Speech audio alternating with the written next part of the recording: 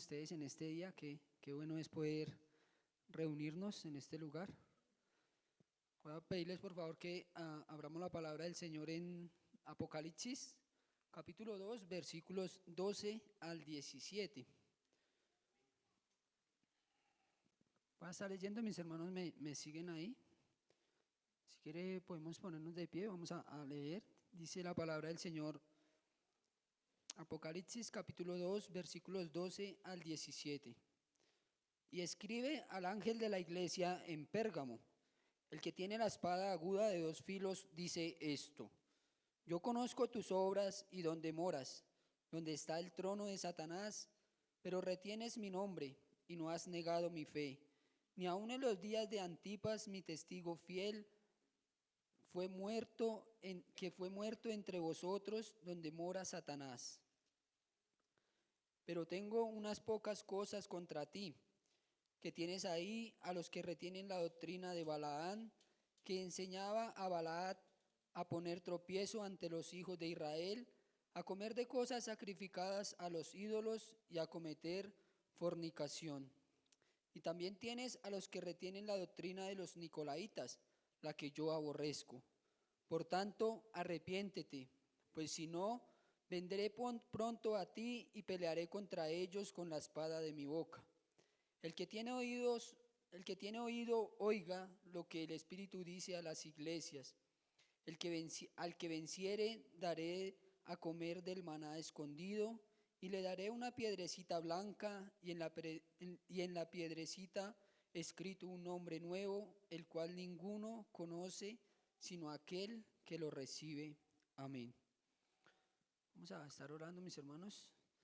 Amado Dios y Padre, te damos gracias una vez más, Señor, por este tiempo que tú nos concedes, Señor. Gracias porque tú pones en nuestro corazón, Señor, el deseo de estar en este lugar, recibiendo tu palabra, Señor, y compartiendo con tu iglesia, Señor, con aquellos que tú has redimido, que tú has salvado, y con aquellos, Señor, que puedan venir en este día también, que todavía no te conocen, Señor, pero que hoy pueden tener la oportunidad de escuchar el mensaje del Evangelio, Señor.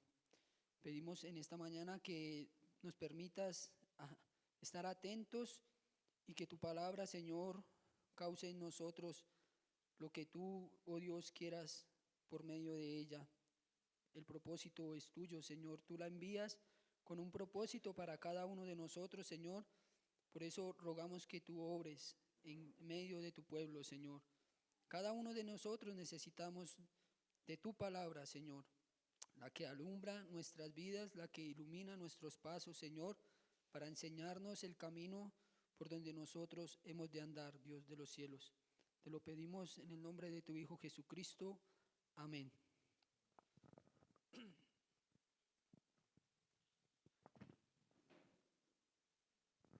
Pues, hermanos, como todos sabemos, ya llevamos ya un buen tiempo en esta carta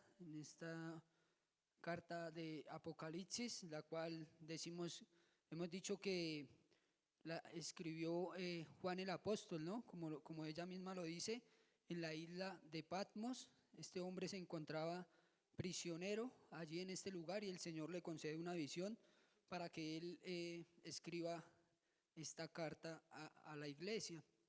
El propósito de esta carta es consolar al creyente, fortaleciendo su fe, llamándolo al arrepentimiento y instándonos a permanecer fieles mientras esperamos su segunda venida, ¿no?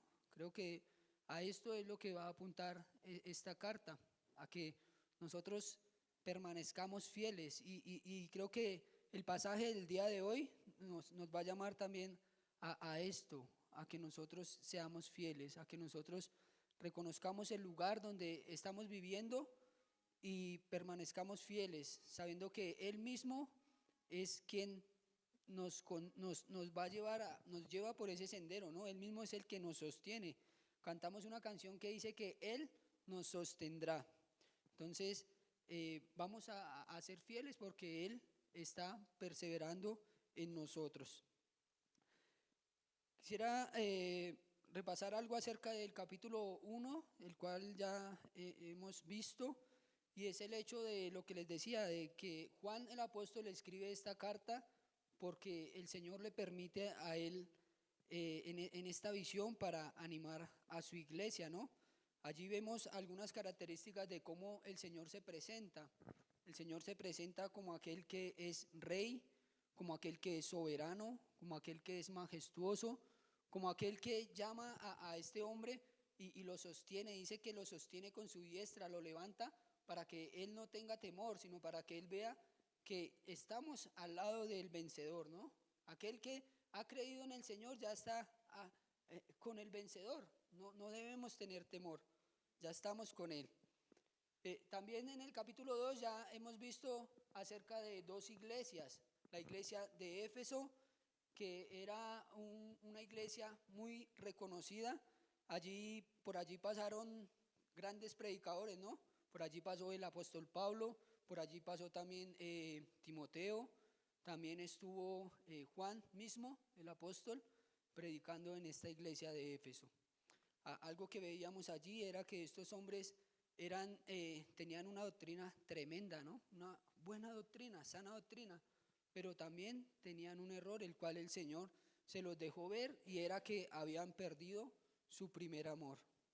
En la segunda iglesia, a Esmirna, el Señor va a estar a esta iglesia a que permanezcan fieles, a que permanezcan fieles en ese caminar, en ese transitar en la vida cristiana, y Él les va a decir que van a venir persecuciones, van a venir aflicciones, van a venir momentos donde van a ser difíciles para ellos, pero aún los llama a que permanezcan fieles hasta la muerte.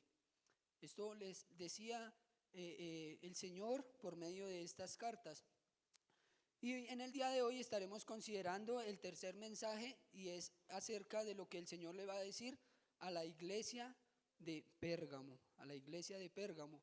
Estas iglesias se van nombrando de esta manera por causa de quizás el transitar que se llevaba. Allí quedaba en la parte de abajo Éfeso, va subiendo Esmirna, Pérgamo, después viene Tiatira y así siguen la siguiente. Y esto lleva como una forma de círculo. Entonces lo que el Señor le va a decir a esta iglesia en esta ciudad es que lo primero que veremos es acerca de quién era esta ciudad. Y lo primero es que su nombre, Pérgamo, viene de pergamino. Entonces, pergamino eran unas pieles que se habían hecho para poder escribir sobre ellas. Y esto quizás fue lo que le dio el nombre a esta ciudad en Pérgamo. Esta ciudad era una ciudad reconocida porque tenía una biblioteca muy grande, una biblioteca de más de 200,000 ejemplares. Y en este entonces competía con otra biblioteca que era más reconocida que ella, que era la biblioteca que quedaba en la ciudad de Alejandría. También la ciudad de Pérgamo tenía un teatro que tenía capacidad para más de 10,000 personas. Esta era una ciudad que tenía un teatro que podía en este lugar tener una capacidad para unas 10,000 personas. Y esto también, por esta causa, también era reconocida. También era reconocida porque allí había un estilo o una universidad en la cual se practicaba la medicina. Aunque no tenía la importancia de Éfeso o de Esmirna, por causa de que Éfeso y Esmirna quedaban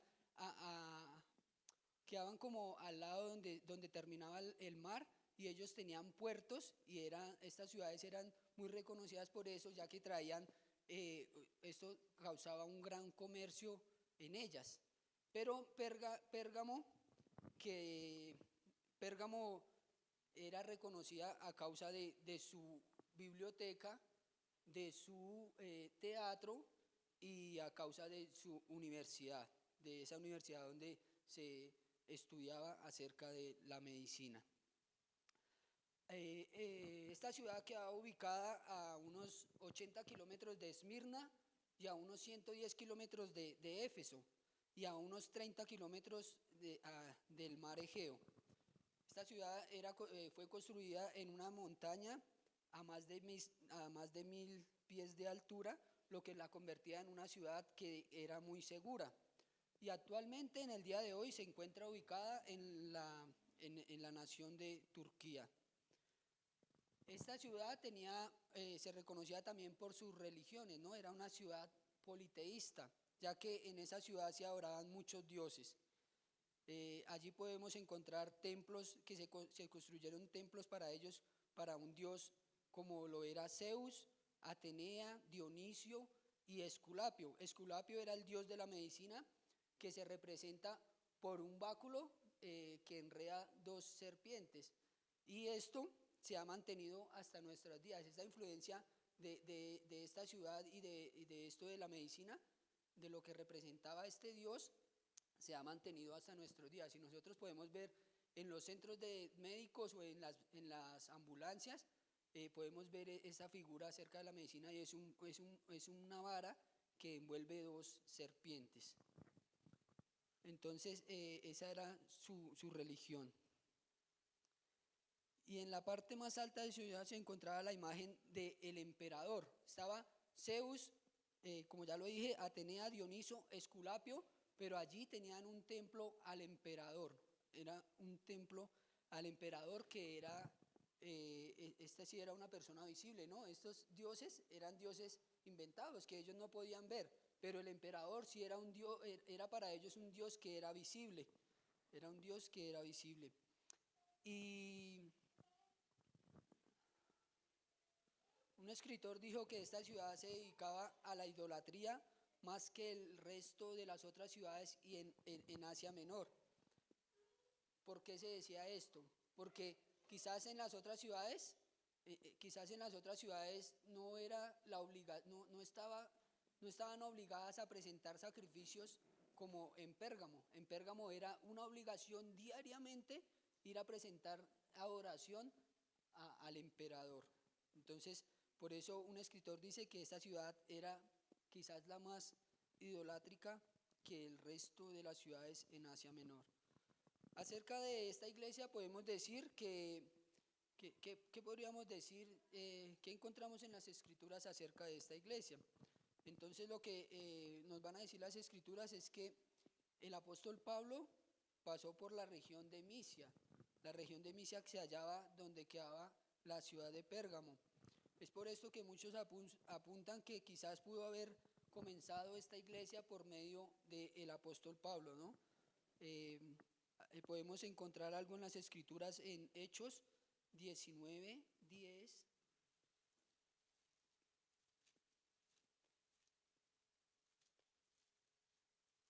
Hechos 19:10 dice que así continuó por espacio de 2 años. ¿Quién? Pablo, el apóstol Pablo, de manera que todos los que habitaban en Asia, judíos y griegos, oyeron la palabra del Señor Jesús. Entonces el apóstol Pablo pasó por la región de Misia y quizás por allí quedar esta ciudad de Pérgamo fue un lugar donde él pudo quizás plantar esta iglesia. El bosquejo que vamos a seguir en la mañana de hoy fue alguien que me compartieron y pues me pareció algo muy acertado a lo que dice el texto. El título para el día de hoy es El mensaje a la iglesia en Pérgamo. El mensaje a la iglesia en Pérgamo. Y vamos a verlo en 7 punticos, pero son pequeños, son puntos pequeñitos. Lo primero es la descripción de Cristo o cómo se presenta Él a la iglesia. Lo segundo es el elogio que el Señor hace. La tercero es la reprensión. Cuarto es una exhortación que el Señor hace. El quinto es una advertencia que el Señor también hace para esta iglesia. Y el sexto es una promesa. Y por último, un llamamiento que Él hace, que el Señor hace a su iglesia. Entonces, mis hermanos, el primero es la descripción de Cristo o cómo se presenta Cristo a su iglesia. Esto lo veremos en el capítulo 2, en el versículo 12. El Señor les va a decir a esta iglesia que Él es el que tiene, dice, y escribe al ángel de la iglesia en Pérgamo, el que tiene la espada aguda de 2 filos, dice esto. Como ya nosotros hemos venido viendo, vemos que cuando se habla acerca del ángel, que quizás está hablando acerca del pastor de esta iglesia, ¿no? Cuando se dice que escribe al ángel de la iglesia, vemos que esta carta se le está enviando quizás al pastor de la iglesia en Pérgamo. Pero lo que nos llama la atención acá es que él va a decir que el que tiene la espada de 2 filos dice esto. La presentación del Señor es como aquel que tiene autoridad. Cuando se habla acerca de la espada, se nos está hablando acerca de alguien que tiene autoridad sobre todas las cosas. Esta es una característica o algo que también el Señor lo había dejado ver en el versículo 16 del capítulo 1, donde dice, nos va a decir también que tenía a su diestra 7 estrellas y de su boca salía una espada aguda de 2 filos. Entonces el Señor se presenta aquí como aquel que tiene autoridad. Él es el que tiene autoridad para castigar a quien hace lo malo. Él es el que tiene autoridad para esto. Y también en nosotros en las Escrituras vamos a encontrar que el Señor en Hebreos, en el capítulo 4, el Señor nos va a decir algo que algún pastor dice que no tenía relación, pero creo que el pasaje sí lo va a relacionar con esto, y es el hecho de ver que el capítulo 4, versículo 12 dice, porque la palabra de Dios es viva y eficaz y más cortante que toda espada de 2 filos y penetra hasta partir el alma y el espíritu y las coyunturas y los tuétanos y discierne los pensamientos y las intenciones del corazón. Entonces, cuando vemos este capítulo, cuando vemos este versículo aquí, vemos que la autoridad del Señor es por medio de su palabra, ¿no? Esa palabra es como aquella que penetra hasta nosotros y nos hace discernir las intenciones del corazón, ¿sí? Cuando nosotros venimos y nos presentamos delante del Señor, como lo estamos haciendo en esta mañana, creo que el Señor por medio de su palabra va a hablar a nuestros corazones, para que nosotros podamos ver lo que hay en nuestros corazones, ¿no? Lo que hay en medio de nuestros corazones, y es algo que también el Señor nos va a hablar más adelante y nos va a llamar al arrepentimiento. Bueno, así es como el Señor se presenta. Lo segundo es un elogio que el Señor les va a hacer.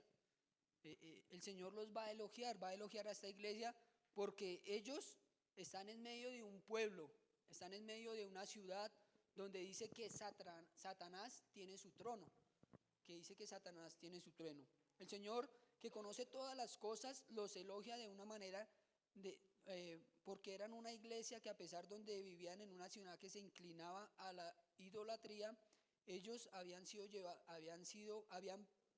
permanecido fieles hasta la muerte. El texto dice que vivían donde Satanás tiene su trono, y allí también a esta frase se le ha dado algunas interpretaciones, y se decía que vivían en medio en esta ciudad, en medio del trono de Satanás, por causa de que el emperador tenía allí su imagen, y ellos estaban obligados diariamente a ofrecer sacrificios. Entonces, por eso se va a decir que esta ciudad era donde estaba el trono de Satanás. Como ya lo decía, era más la opresión en esta ciudad que en cualquiera de las otras iglesias. Pero también alguien decía que se llamaba también a esta ciudad que Satanás tenía el trono allí, era por causa también de lo de el dios Esculapio, porque este era representado por medio de estas serpientes, y como también la escritura nos va a presentar a Satanás como la serpiente antigua, ¿no? Que se llama diablo. Eso nos lo va a decir la escritura. Entonces, por estas dos razones, algunos comentaristas dicen que podría ser una causa de que a esta ciudad se le llamara que allí tenía Satanás su trono.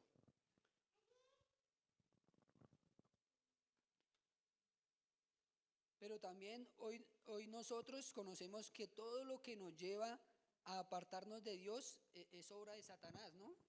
Todo lo que lleva al hombre a ir en contra de Dios es una obra de Satanás. Aún nosotros mismos, nuestros mismos cuerpos, la inclinación de nuestro cuerpo hacia el mal, ¿no? Nosotros estamos atados a un cuerpo que está de muerte.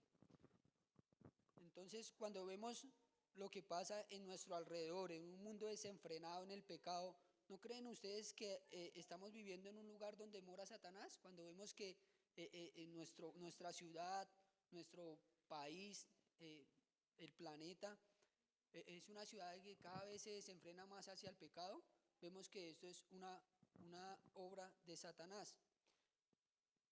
Y la escritura también presenta a Satanás como el príncipe de este mundo, ¿no?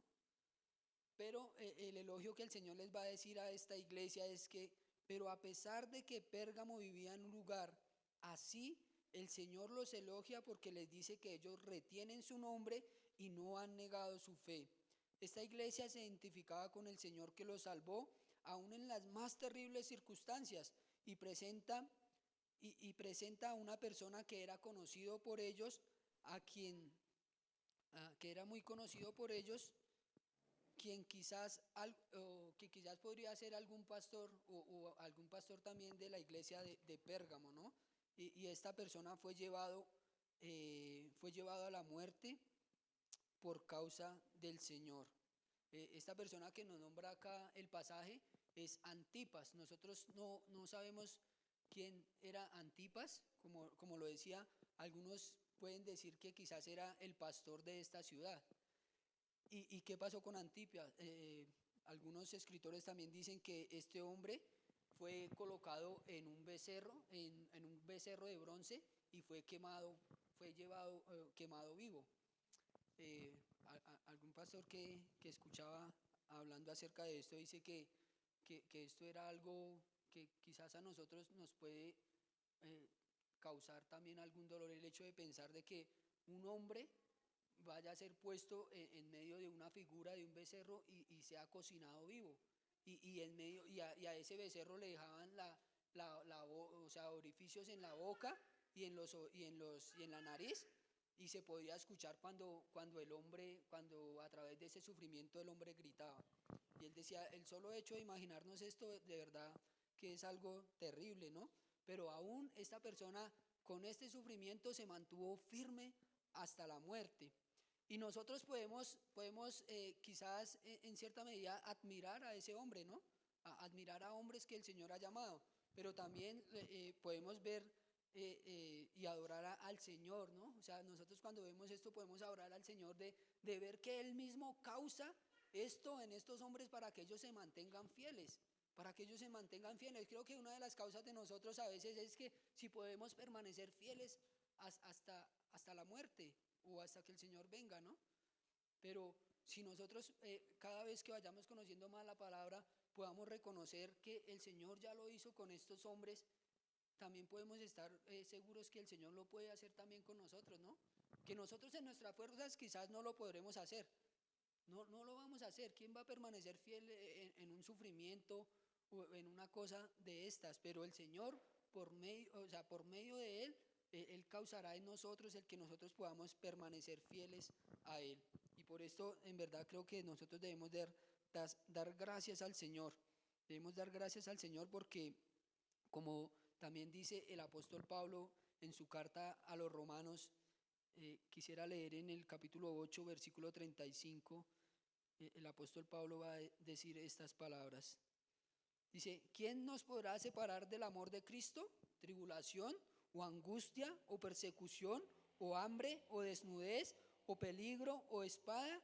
Como está escrito, por causa de ti somos muertos todo el tiempo, somos contados como ovejas para el matadero. Antes, en todas estas cosas somos más que vencedores por medio de aquel que nos amó. Por lo cual estoy seguro de que ni la muerte, ni la vida, ni ángeles, ni principados, ni potestades, ni lo presente, ni lo porvenir, ni lo alto, ni lo profundo, ni ninguna otra cosa creada nos podrá separar del amor de Dios que es en Cristo Jesús, Señor nuestro. Eso es lo que el apóstol Pablo dice, y creo que esas son palabras que también nos deben consolar a nosotros, ¿no? Permaneceremos fieles porque estamos en el Señor y en nada nos va a poder separar, nos va a poder separar de su amor. Lo tercero que vamos a ver es también que a pesar de que esta iglesia, el Señor los elogia, también va a tener una reprensión para ellos, ¿no? El Señor les va a dar una reprensión y Él les va a decir en el versículo 14, Él les va a decir también a esta iglesia de esta manera. Dice, pero tengo unas pocas cosas contra ti, que retienes ahí a los que retienen la doctrina de Balaán que enseñaba a Balaad a poner tropiezo ante los hijos de Israel, a comer de cosas sacrificadas a los ídolos y a cometer fornicación. Y el versículo 15 también dice que, y también tienes a los que retienen la doctrina de los nicolaitas, la que yo aborrezco. Entonces el Señor les va a dar también esta reprensión a ellos porque cuando hablamos de Balaán, pues de inmediatamente nos vamos a dirigir al Antiguo Testamento, ¿no? Nuestro hermano Andrés esta mañana hablaba un pasaje acerca de Balaán y es las consecuencias que trajo el hecho de que estos hombres fueran perturbados por causa de este falso profeta, ¿no? Esto llevó a que él mismo muriera y así también traer muchas muertes por causa de lo que este hombre hizo. La doctrina de Balaán era una doctrina donde era eh, reconocida por su amor al dinero. Este hombre vendió al pueblo por una ganancia deshonesta, ¿no? Como también lo va a decir la escritura acerca de los hombres en la iglesia, que tengan cuidado con ganancias deshonestas. Balaam fue uno de estos profetas que quiso tener una ganancia deshonesta y lo llevó a que el pueblo cayera en fornicación, cayera en idolatría y todo esto con engaño, ¿no? Esto es lo que nos va a hablar el Antiguo Testamento acerca de Balaán. Pero también el texto nos dice acerca de los nicolaitas y como ya nosotros hemos visto acerca del mensaje a la iglesia de Éfeso, quizás estos nicolaitas eran aquellos que estaban diciendo que lo que hicieran con su cuerpo no tenía consecuencias, o sea, que lo que hicieran con su cuerpo no importaba, que lo que hicieran con la carne no importaba. Pero también escuchando acerca de estos nicolaitas, eh, me llamó la atención de que un pastor dijera que esta palabra nicolaitas se refiere a personas que quieren ejercer dominio sobre otros. La palabra nico está relacionada o compuesta, quiere decir dominio sobre otro, y laita significa el pueblo común. Entonces nicolaita quiere a aquellos hombres que quieren ejercer dominio sobre el pueblo. Y esto también creo que es algo importante verlo en el hecho de, digámoslo, también acerca de en las iglesias, ¿no? En las iglesias algunos hombres han hablado acerca de que nuestra doctrina es, alguna doctrina que pudimos escuchar alguna vez es que somos salvos, siempre salvos, entonces vivamos como querramos. Y no es así. Y algunos hombres acerca del ejercer dominio sobre otro, me llamaba la atención es que esto es algo natural también en el hombre, ¿no? Natural también en el hombre. Cuando nosotros vemos acerca de los apóstoles, vamos a ver que estos hombres permanecieron con el Señor, pero ellos querían tener las mejores posiciones, ¿no? Querían estar por encima de los demás. Podemos ver un pasaje en Hechos, en Mateo 23, 8 al 12. Dice Mateo 23, 8 al 12, pero vosotros no queráis que os llamen rabí, pero vosotros no queráis que os llamen rabí, porque uno es vuestro maestro, el Cristo, y todos vosotros sois hermanos, y no llaméis Padre vuestro a nadie en la tierra, porque uno es vuestro Padre, el que está en los cielos, el que está en los cielos. Ni seáis llamados maestros, porque uno es vuestro maestro, el Cristo, el que es mayor El que es el mayor de vosotros sea vuestro siervo, porque el que se enaltece será humillado y el que se humilla será enaltecido. Estas palabras las va a decir el Señor Jesucristo a sus apóstoles cuando ellos están pensando en quién será el que va a estar a la derecha y a la izquierda del Señor, ¿no? Ellos querían tener esas posiciones de estar a la derecha y a la izquierda del Señor Jesucristo. Pero el Señor les va a decir que en el reino del Señor esto no es así. En el reino del Señor el que quiera ser el primero es el que tiene que ser siervo de todos, ¿no? Pero la doctrina de los nicolaitas era lo contrario a la doctrina del Señor. La doctrina de los nicolaitas era de querer estar por encima y ejercer dominio sobre el pueblo. Entonces el Señor los va a llamar y les va a hacer esta reprensión porque esta iglesia está permitiendo estas cosas, está permitiendo que estos hombres ejerzan estas falsas doctrinas, ¿no? ¿Y qué pasa cuando hay una falsa doctrina? Que estos falsos van a llevar a otros a que sigan ese camino, ¿no? Y el Señor les va a decir, ustedes están aceptando esto, lo cual yo aborrezco estas cosas. Y en esto, eh, en verdad, pues creo que cuando nosotros pensamos en algo de aplicación para nosotros es nosotros como iglesia que estamos también que estamos también aceptando a veces en nuestras congregaciones, ¿no? Estamos aceptando cosas que no son correctas y estamos haciendo algo correcto como lo es retener la fe del Señor, pero estamos también reteniendo cosas que son incorrectas. Estamos reteniendo cosas que son incorrectas. Entonces el Señor llame y hace esa reprensión para esta iglesia. Lo cuarto que veremos es la exhortación que el Señor les hace. El Señor les va a hacer una exhortación a ellos y eso lo vemos en el capítulo 2, versículo 16, en la parte A del versículo 16. Dice, por tanto, arrepiéntete, pues si no, vendré pronto a ti y pelearé contra ellos. Por tanto, arrepiéntete. Entonces, el Señor hace evidente a la iglesia en Pérgamo que aunque ellos hicieron algo bien en retener su fe, también estaban aceptando dentro de la iglesia cosas que Él aborrece. Y la exhortación que Él les hace, ¿cuál es? El que vengan en arrepentimiento. En un arrepentimiento porque quizás ellos estaban en una actitud tolerante, ¿no?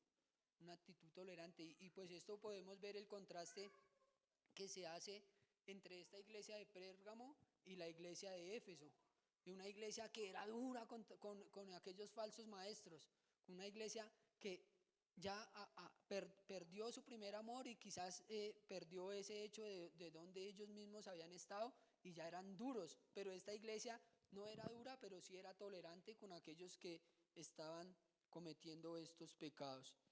Y un ejemplo para esto también nosotros lo podemos ver en la primera carta a los Corintios, donde el Señor va a hablar de aquel joven que se está acostando con su madrastra, ¿no?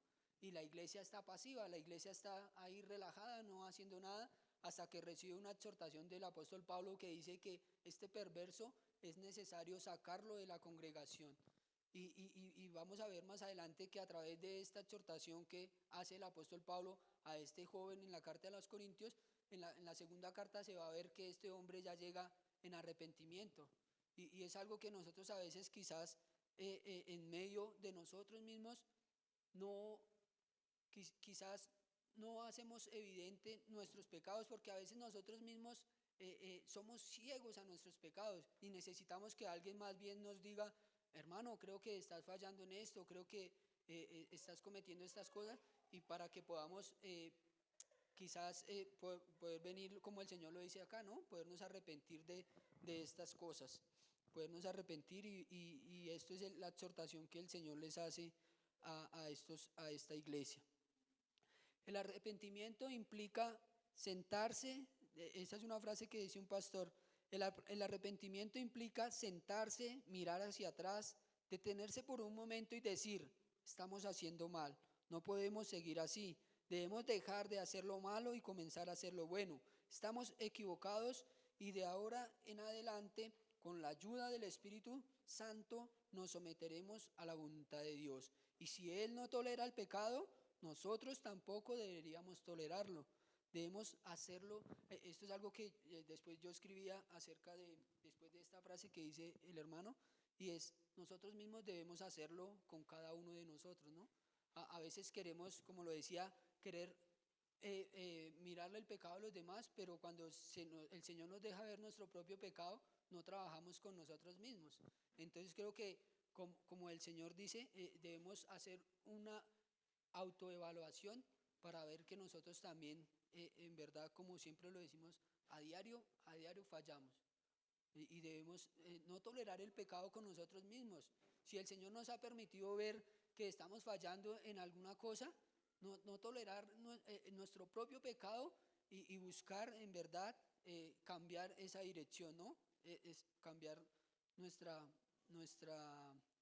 como lo decía el hermano acá, esa dirección, eh, dejar de ir hacia un lado y volvernos hacia el otro. Lo quinto que el Señor nos deja ver también acá es la advertencia.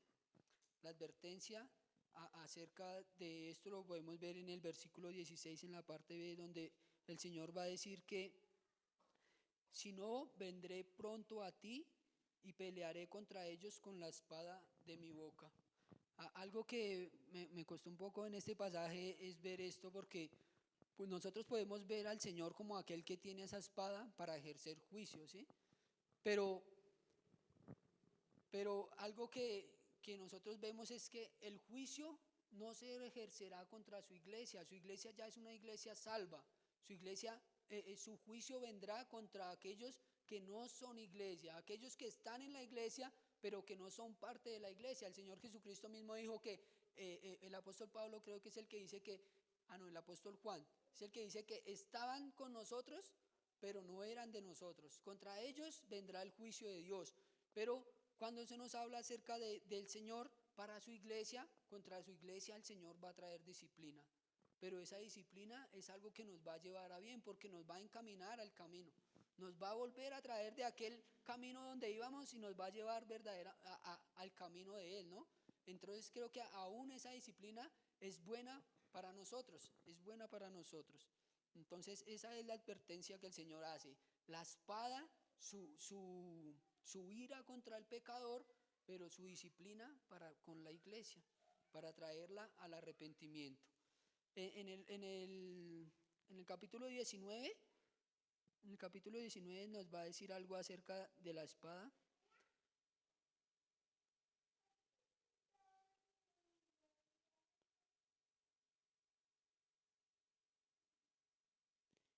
Bueno, el Señor va a decir acerca de que Él va a venir con esa espada para, para traer juicio contra aquellos que son pecadores y que aún serán pisados, ¿no? Será el lagar, algo que habla acerca del lagar de la sangre del cordero. No anote el versículo, bueno. Entonces es juicio contra el pecador. Y lo sexto que el Señor nos va a hablar aquí en el versículo 17 del texto que tenemos para el día de hoy es la promesa que el Señor hace para su iglesia. ¿Cuál es? Es que Él nos dejará el maná. Dice el versículo 17 que dice, el que tiene oído oiga lo que el Espíritu dice a las iglesias, al que venciere le daré a comer el maná escondido y le daré una piedrecita blanca y en la piedrecita un nombre nuevo.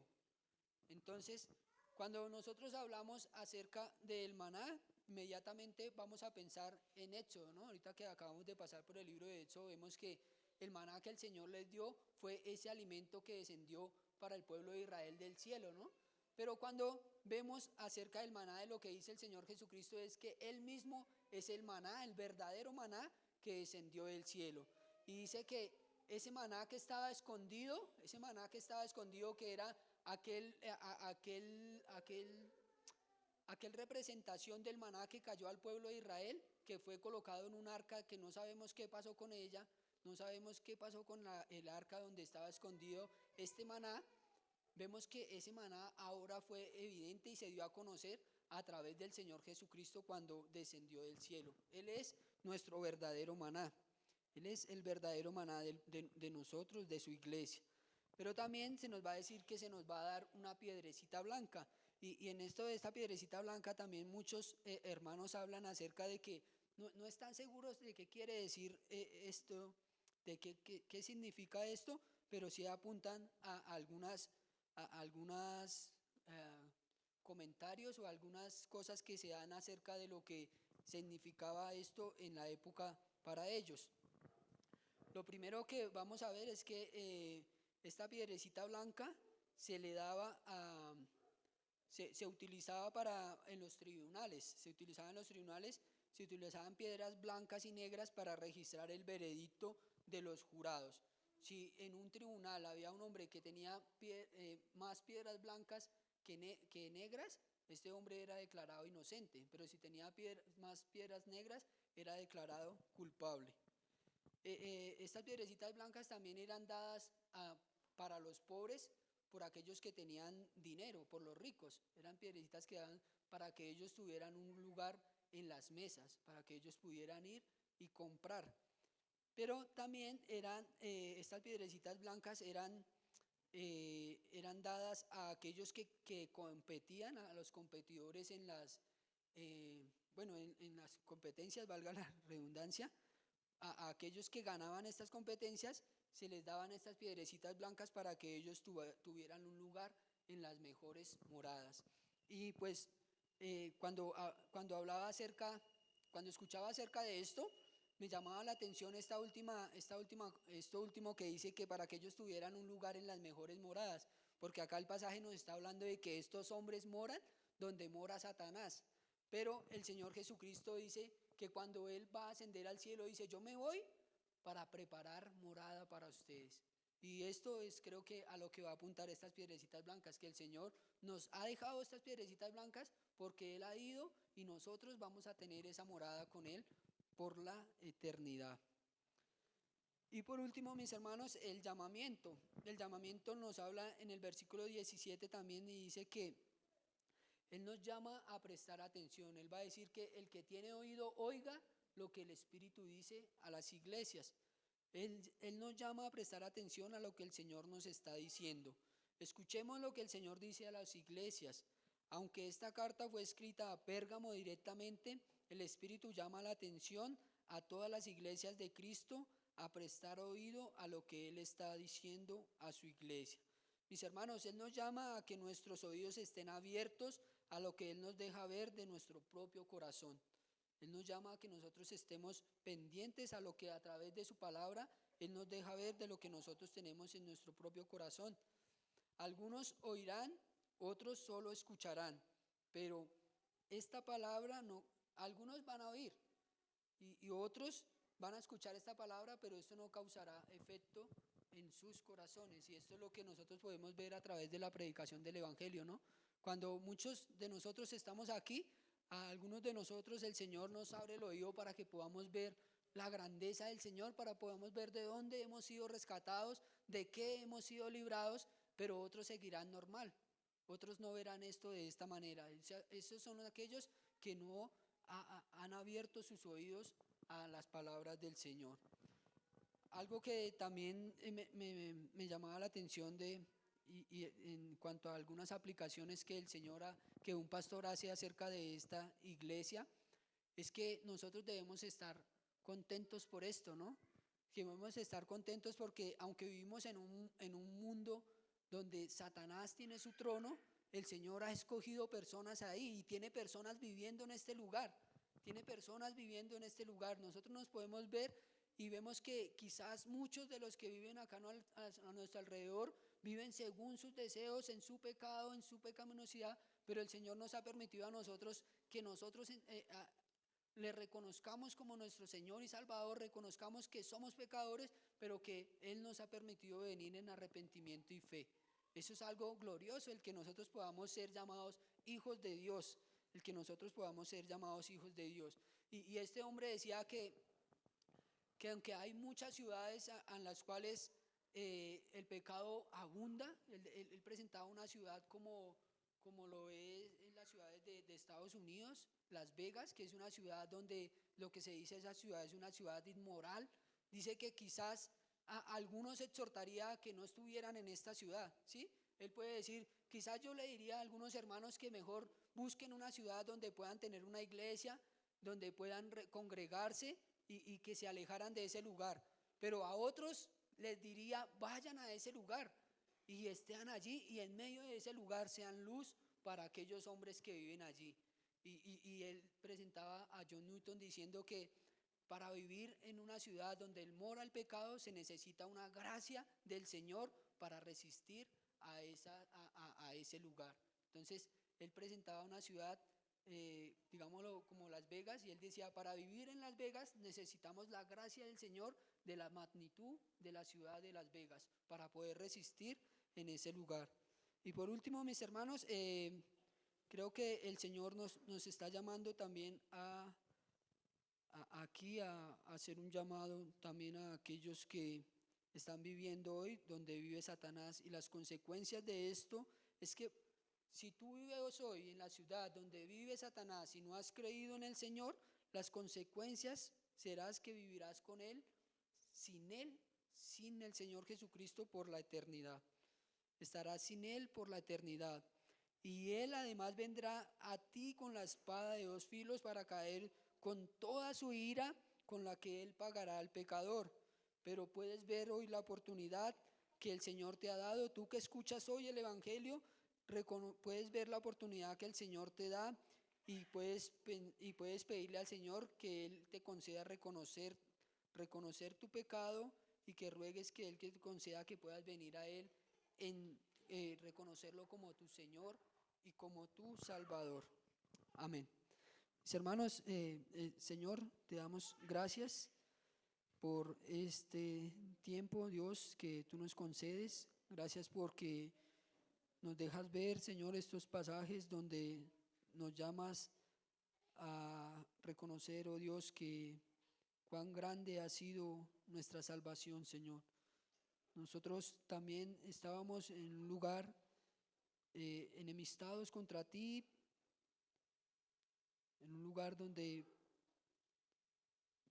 mora Satanás, Señor, y hemos sido librados por tu gracia, Señor, por tu bondad, porque a ti te plació, Señor, que nosotros pudiéramos atender a tu llamado, Señor, poder reconocer que nuestra salvación no depende de nosotros, de lo que hagamos, pero sí, Señor, que reconocer que tú has venido al mundo para salvar a pecadores, Señor, que tú has venido a dar tu vida en rescate por muchos y te has placido en escogernos a nosotros, Señor, no siendo mejores que nadie, no siendo mejores que ninguno de los que están allá afuera que no te conocen, Señor, sino porque a ti te plació, Dios, traernos de muerte a vida, Dios.